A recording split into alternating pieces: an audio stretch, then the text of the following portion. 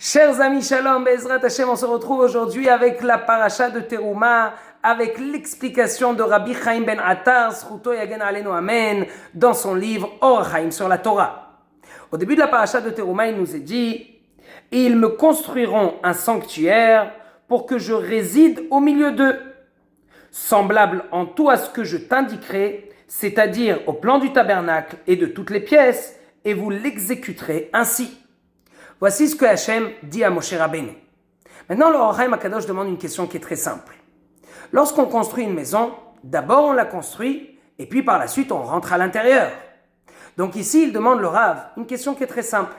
Comment se fait-il qu'Hachem dit au début, voilà, je vais résider parmi eux, ça veut dire qu'Hachem va rentrer dans le Mishkan. Et puis après il dit, et je vais te montrer comment on va faire. C'est pas comme ça qu'il faut dire. D'abord, je vais te montrer comment est-ce qu'on va le construire. En clair, ce Mishkan va être construit, la maison va être construite, et puis après, je vais résider parmi eux. Faisons cela d'après l'ordre, comme on le connaît, nous les êtres humains. Alors le Rav nous explique cela d'une façon extraordinaire. Il nous dit, et on a déjà vu ça un petit peu pour certains, en fait, il faut savoir que dans le monde, il y a une échelle de spiritualité. Lorsqu'une personne étudie la Torah, il y a déjà sur lui la sainteté, la présence divine, la Shekhina. Et il faut savoir déjà que c'est extraordinaire. Mais si maintenant ils sont 2, et puis après ils vont être 3 et 4, il va y avoir un cours, il y aura 15, 20, 30 personnes. À chaque fois, c'est un autre échelon de sainteté. Et la présence divine est beaucoup plus claire, beaucoup plus forte.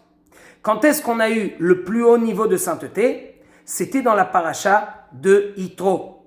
Dans cette paracha-là, il y avait 600 000 hommes de 20 ans qui sont venus recevoir la Torah. Et donc Hachem est descendu dans toute sa splendeur. Toute la présence divine d'Hachem est descendue pour nous donner la Torah. C'est pour cela d'ailleurs qu'avant cela, les patriarches, même si c'était de très grands personnages, n'ont pas pu recevoir la Torah parce qu'ils n'étaient pas 600 000. En clair, nous comprenons de cela qu'il y a des échelons.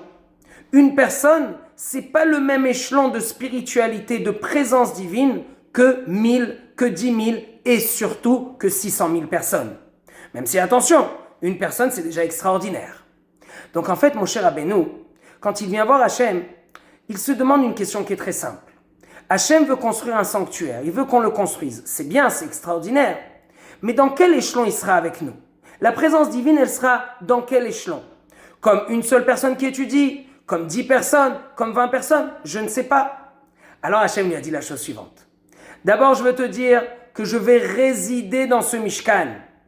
Maintenant, tu veux savoir dans quel échelon? Comme je te montre à toi. Ça veut dire que Hachem, nous savons qu'il était avec Moshe Rabbeinu, entre guillemets, il ne faisait que un. Hachem parlait même dans la gorge de Moshe Rabbeinu, entre guillemets. Moshe Rabbeinu, c'était comme le char de la présence divine, d'Hachem, de la Shekhina.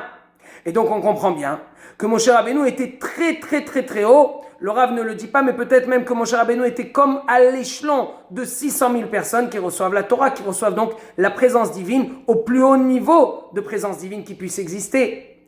Et donc c'est ça ce que Hachem dit à Moshe. Comme quand tu es avec moi, comme quand je suis là avec toi et que je suis la présence divine à un niveau qui est vraiment peut-être même le plus élevé, eh bien, ça sera la même chose quand je serai dans ce Mishkan. Donc d'abord, Hachem, il dit, je vais résider dans ce Mishkan. Et puis après, il lui dit, sache que je vais résider comme lorsque je suis avec toi. De là, nous comprenons que ce Mishkan, qu'on commence à rentrer, c'est avec la paracha de Teruma qu'on rentre dans ce Mishkan.